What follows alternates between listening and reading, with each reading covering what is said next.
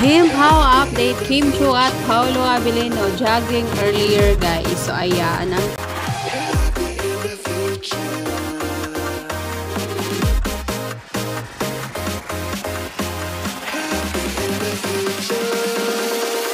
Kim Pao update, Kim Chu at Paolo Abilino early Sunday jogging kanina.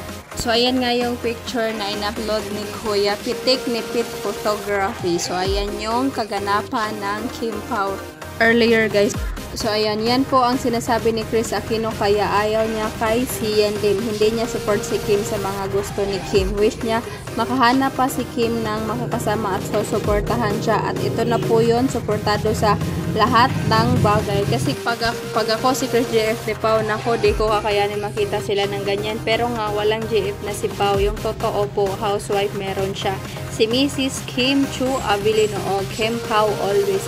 Kasi nga guys, may nagkakalat na may secret GF o mano si Mr. Paolo Abilino. Then ito naman yung kaganapan ng mga PBB host after the successful live event happening to behind the scene after their live guys para sa pag-welcome sa mga bagong housemates ni Kuya.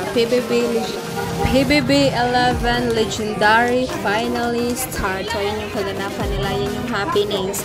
Kinongratulate ni Kimi, ni Melay, ni Robby, ni Bianca, ni Alexa, and the Mr. Enchong D, ang mga director ng PBB. So ayan, congratulations sa lahat ng mga housemates ni Kuya, the 15 housemates. Congratulations. So yun yung kaganapan nila. Ayan, panay clap-clap ni Shinita, Princess. Congratulations. So yun guys, if you guys like, share, comment, and subscribe. All that's in ating lahat.